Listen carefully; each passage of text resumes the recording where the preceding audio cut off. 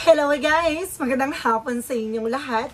On this sure guys, sa Greek channel, a faith healer o Zumatarian. So yung hapon na to, tingnan natin kung sabihin sa inyo ng ating mga gabay. So this is a weekly gabay for the month of October 8 hanggang October 14 for the sign of Libra. So Libra, welcome to my channel. Ano kayang messages, advices, ang spirit guides ang ating masasagot for today's video? Kanina kayang energy or kaganapan sa buhay ng mga Libra signs ang ating mga ginap. So guys, this reading is a general reading na hindi lahat makaka-resonate. Kunin lamang po makaka-relate sa inyo. And comment down below kung kaninong energy ang ating nasagap. Because don't forget to like and subscribe my channel and i-share ko siya for more videos updates. Maraming salamat po sa mga walang sawang pagsuporta sa aking channel, lalo-lalo na ang hindi skip ng ads na way pagpalain kayo ng Diyos at may kapal siksik digdig umapaw na biyayang manang balik sa inyo. So let's see guys, what is the messages advice ng ating spirit for the sign of Libra? So let's see and watch this. Ano kaya kaganapan sa buhay ng mga Libra signs ang ating mga ginap? Tutuklasin at bubulabugin natin. Aegis for please give me information po. So there's a Three of Cups. Now there's something celebration coming in. Now there's something a Three of Cups represent with a group of people. Now there's something a third party involved. Let's see. And of course there's the Lovers may third wheel talaga. There's the Lovers may third wheel. Now there's a third party. Oh my God. Spicy. So there is something guys with the Ace of Cups. There's something a new love coming in. O dahil naiipit sa situations, no? Maaring some of you guys, no? Maaring nasa ibang bansa ka o maaring nandito ka sa local area. Maaring may asawa ka at may jowa ka. Ay, pasabog ka dyan. Then of course, there's something with a Justice card. Oh, matakot ka there sa karma. Madam Sir, Kuya. Oh my God, mag-ingat po kayo. Huwag kayong papasok sa isang relasyon na may karelasyon ka na. No? And of course, there's the Nine of Pentacles. Maging secure. No? Maging practical ka sa kung ano man yung bagay na meron ka. Pag-ingatan mo ang iyong sarili. Na pag-ingatan mo ano man yung bagay na meron ka. Let's see. And of course, there's something guys with there's a Harphysis. Now, there's something and hidden agenda or hidden enemies, no? Maraming misteryo sa likod nito. Marami ka pang bagay na hindi natutuklasan at hindi naunawaan. Marami kang bagay na maaaring bulabugin dito. Oh, there's a misery. Marami kang madidiskubre, no? And there's a Three of Cups, represented with the King of Swords. Stop the pattern. Putulin mo na. Ano man yung kaugnayan mo sa tao na yan, na naaaring nakakasira ng iyong relasyon, tantalan mo na hanggat maaga pa. No, there's a Ten of Wands, so something burden. No, kailangan mo lumipat ng trabaho, lumipat ng lugar, kung maaring nasa paligid mo to. There's a relocation, there's a Ten of Wands, maaring magbigay pabigat. No, sa inyong relasyon, sa inyong buhay, no? There's something an Ace of Cups, reference with the Hangman. Oh my God, may gayuma ako na sense. No, maaaring ginayuma ka o ginayuma yung person mo. No? Maaaring ginayuma to, kaya siguro ganito yung nangyari. So let's see, what is the additional messages? So there's a King of Cups. Now there's something devoted for the person. Yung person mo is very devoted naman daw. No, mahal na mahal ka naman ng person mong halang. No, mayroon involved dito with the Justice card. Makumiyusti siyang nararapat sa'yo. The Justice will be served. Ang Libra sign is something a Justice signs. No, the Justice card. No, marang sinasabi sa'yo dito na makakamit mo yung siya. Makukuha mo yung mga bagay na what you deserve. Maaring ginayuma yung person mo. No? Maaring kaya siguro may third party dito. Maaring yung asawa mo ay maaring may karelasyong iba. O maaaring sumama doon, no? Let's see. And of course, there's a Page of Wands by good news. May magandang balita. No? May magandang impormasyon na maaaring pabatid sa'yo. At maaaring magtuloy-tuloy na ang magandang kapalaran sa'yo pagdating sa pagkakaperahan. No? And of course, there's something a Page of Swords being curiosity. So ngayon parang sinasabi dito maging mabusisi ka. No, parang alamin mo lahat ng bagay na dapat mo malaman. Maraming misteryo, maraming sikreto. No, handa ka ba dito? No, there's a Three of Cups because the King of Swords represents with the Nine of Cups. No, there's something an offer. No, may offer dito or either there is an apology coming in may hihingi ng tawad sa'yo, no? And of course, there's a native one. So some of you, maaaring puntahan ka nitong tao na to. There's a native ones with the trouble, a lot of transaction, communication, and messages, phone call coming in. No, maraming mensahe. Makakatanggap ka ng mga message or maaaring lilipat ka ng trabaho, lilipat ka ng bahay, ng lugar. No, because there's an Ace of Pentacles, something a big shot and big money coming in. Tulad din sinasabi ko, may malaking pera, malaking opportunity sa darating sa'yo. No, kaya maghanda ka. No, maaaring naiipit ka sa situations, no, na dahil dito sa situation na to, mag-ingat ka lang kasi parang I feel na gayuma, no, yung parang naipit ka sa situation dahil ginayuma yung person mo o maaaring ginayuma ka. At maaaring maganda sana ang buhay niyo, nainggit to. No, nainggit no, to your family. Now, this is the Queen of Cups. No, emotional intelligent. Pagdating dito, kailangan mas maging matalino ang emosyon. No, there's a King and Queen. So, pares kayo na nararamdaman ng person mo, there's a King and Queen. No, there's a King and Queen. Ibig sabihin, pares kayo na nararamdaman ng person mo. No, magiging balance din kayo at makukuha nyo mga bagay na what you deserve. Ginayuma at sinira lang talaga ang inyong relasyon. And of course, there's an Ace of Wands for a new project and new idea coming. Dito papasok ang mabagong proyekto, plano, no, na magdadala sa'yo na magtutuloy-tuloy na magagandang kapalaran, no? And there's a Six of Wands for victory is yours. Talaga may bagay na mapagtatagumpayan mo na, no? Makakamit mo na, malalasap mo na, no? Malapit mo nang maramdaman ng mga malaking pagbabago. So, there's the outcome with an ever, maging mature ka at maging grounded ka. No, huwag kang padadala ng tensyon, huwag kang padadala ng mga sulsol ng ninuman. No, maaaring meron ditong nanira sa inyong relasyon. No, may sumira sa inyong relasyon, kaya kailangan, alam mo sa sarili mo yung pinaglalaban mo. Alam mo sa sarili mo kumbaga, responsibilidad mo. No, ganun. Then, of course, there's a service with the sneakiness. No, there's a cheating line on you. No, meron talaga, nagkaroon talaga ng cheating talaga. No, nagkaroon ng betrayal talaga dito. Hindi may tatangging talaga, nagkaroon ng kalokohan, ng panluloko. There's a Three of Swords, see? There's a pain. No, maaring nasaktan ka at nasasaktan ka at maaring nahihirapan ka sa situation na to. Pero malaking bagay ito na pagsubok sa buhay mo para patatagin ka. Dahil may malaking opportunities, may malaking perang paparating, at may taong darating din. Now, there's a new love coming in. Now, the additional messages, so there's a Five of Pentacles. So, there's something na karmic relationship na talagang related with the Justice card, kaya kayo minamalas, no? At the same time, may mga bagay dito parang hindi kayo para sa isa't isa, na kaya nangyari yan, na parang pagsubok, no? Para hindi kayo sa isa't isa ng tao na to, dahil may nakalaan talaga para sa'yo, no? And there's a Magician with the power of God. There's something manifestation. So with the power of God, lahat ng bagay dito makakamit mo, matutupad mo, makukuha mo, no? There's a desire into reality, and there's a judgment. There's something, a wake-up call. Oh my God. No, there's something, a wake-up call. No, ginigising ka sa katotohanan na you need to pay attention. No, magising ka sa lahat na nangyayari sa iyo, sa maring nabangungot ka sa situation na to, parang feeling mo, ayaw mo na magising, ayaw mo nang mamulat, no, sa katotohanan, but definitely, this is something of reality. Ito yung realidad ng buhay. No? Ganun talaga, hindi lahat ng mga tao faithful, hindi lahat ng tao loyal sa'yo. Ito yung bagay na maaaring matuklasan mo. There's a reveal. Marireveal talaga siya. No, matutuklasan mo talaga siya. So, let's see. Additional messages naman tayo pagdating sa finances and career, love life at kalusugan. Let's watch this.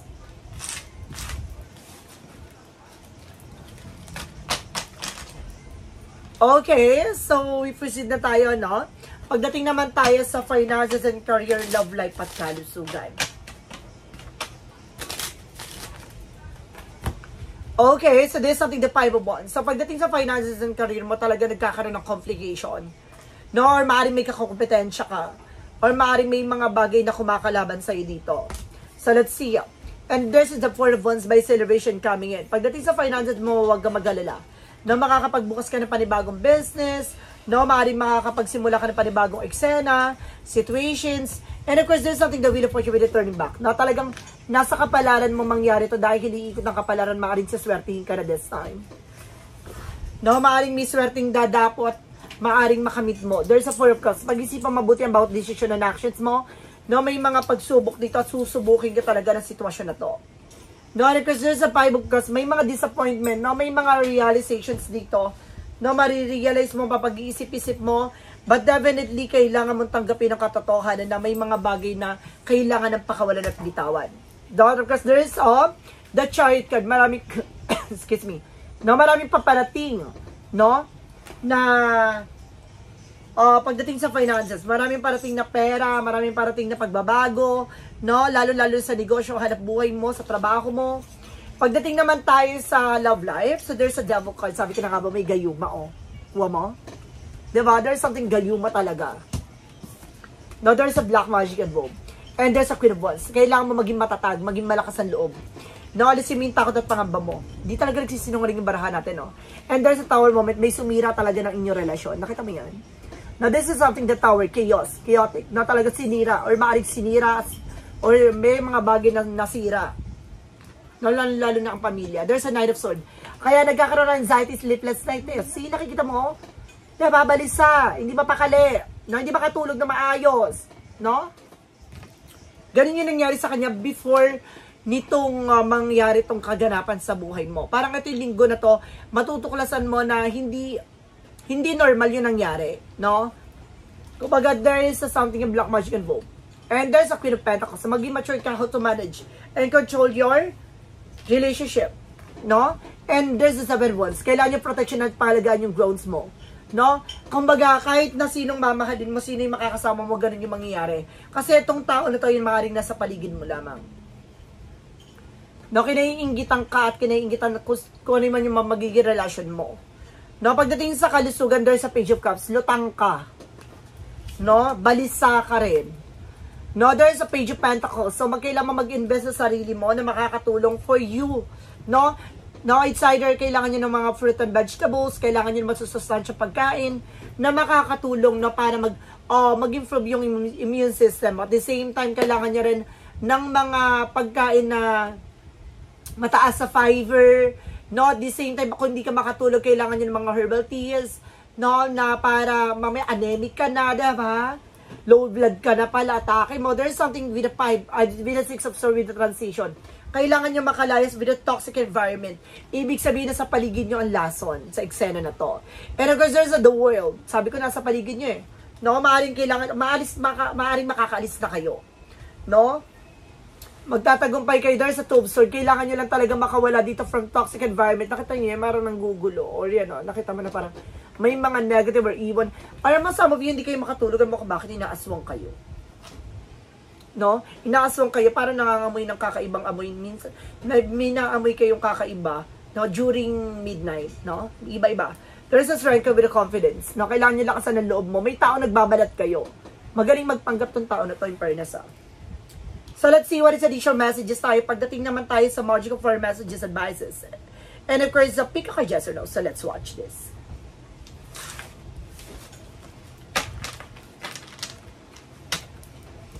Grabe, no? Spicy yung reading mo, guys.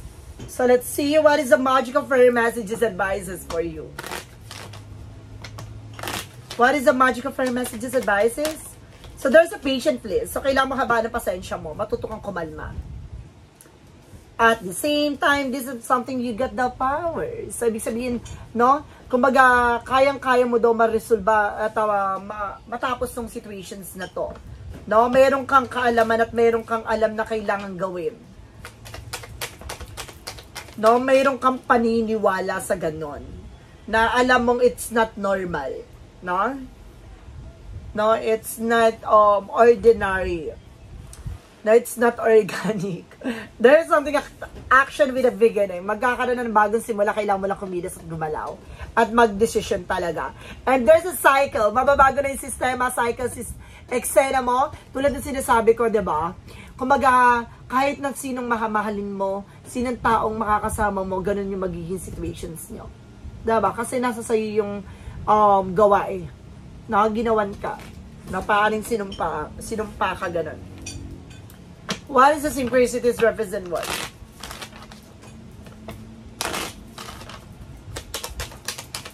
And there's a journey na talagang nakalay, talagang kailangan mo mapagdaanan lahat ng bagay na to. Talagang mararanasan mo talaga siya. No, and of course, there's something imagination. Kailangan mo palawigin, palakasin ang iyong imagination. No, pagyabungin mo yung kaisipan mo, yung mga bagay na nakikita mo, visions mo, intuitions mo, no, predictions mo, astral mo. So, let's see what is the romance thingy for Mystic Love Oracle deck. So, there's an ex-lover. There's an ex na hindi siguro maka-get over. May ex dito na hindi maka-move on. No, ginawan kayo kasi itong tao na to parang ayaw mapunta sa itong tao na to, yung mahal mo or asawa mo or jowa mo or else, gano'n. And there's a gambling. So, may mga bagay dito pagdating sa relasyon, kung hindi sugal, no, na really, talagang really, ano tawag to, yung literal na ano, na sugal, ibig sabihin kailangan mo siguro sumugal pagdating sa buhay pag-ibig. So, let's see what is Archangel Michael messages. And focus on divine perfect health. So, kailangan mo mag-focus sa kalusugan mo.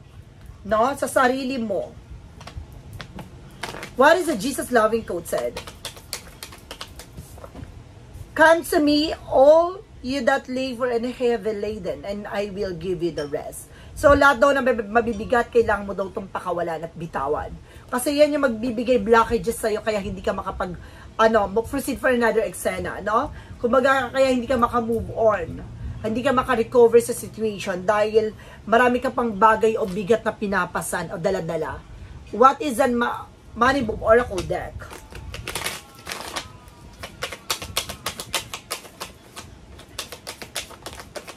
Represent with limitations. So, limitahan mo yung takot mo at pangamba mo. Let go of worries. No, pagdating sa finance, kailangan matuto tayo lakasan ng loob. Alisin mo yung pangamba mo. The more na may doubt ka, the more na may galinlangan ka sa gagawin mo, hindi ka magsasakit. Tandaan mo yan. Angel's number. Oh my God! Angel's number represent with the karma. 888. Wow, there's something, a blessing coming in. Pera, pag day talaga, no, talagang legit yan. Pera parating dyan, no? May malaking pera, malaking opportunity sa darating sa'yo, kaya kumalma ka. Maganda ka dyan. Now, there's a karma with the 888. A lot of money is coming your way. Fortune refers to more than just monetary and material success. If you don't appreciate the people in your life now, if, you won't have them tomorrow. This message encourages you to take personal responsibility and use it to realize your greatest potential. So, talagang magtatagumpay ka. No, ikaw lang yung gagawa ng paraan at kailangan mo talagang lakasan ng loob mo. No, malaking pera at malaking opportunity sa darating sa'yo dahil na sa kapalaran mo, tulad ng sinasabi ko, na may propesya na nilaan para sa'yo, nakdang mangyari at maganap yung ganun bagay. No? At itong bagay na ito magdadala sa'yo ng tagumpay with the material abundance, material success coming in. Wow! What is a shadow work of his and what? From the shadow worker is in what? And there's a relentless craving, consumer-reading habits, no? Alisin mo yung bagay na nakasanay mo, nakagawian mo, or yung parang luho, bisyo. No, alisin mo yan, kasi nakakasira daw yan. No, sa pagunlad mo. Nakakahadlang daw yan. What is what lies beneath with the future? What lies beneath with the future? Represent with the police. Now, there's a police, maaaring person, may police, no, maaaring mag-ingat ka, for this police, na mayroon ditong parang mahuhuli or something, o mayroon, kung magsasugal kayo ha, may sugal ako nakita dito, so baka mahuli kayo kung, mag-ingat po kayo dyan. No, this saying that there's a police ako na sense, no, there's a police talaga. Or parang, there's an investigation, na parang with the police, parang pinapakita sa akin with the police, na parang may bagay kang malalaman. No, may bagay kang parang marireveal. No, matutumbok malalaman, mahuhuli. Ano, sa madaling salita, mahuhuli mo talaga. From clarifying for life situation.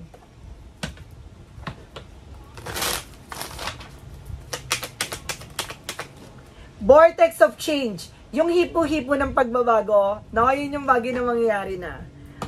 Engage with a vortex of change where energy is real with transformation dances, molding anew, no? Hanggang sa hulmahin kang bago, para magkakaroon ka na bagong simula, no? Dadaling ka sa bagay na ikabubuti mo, na bagay na parang magdadala sa'yo ng improvement and development. So, let's see what's the clarifying for a love situation.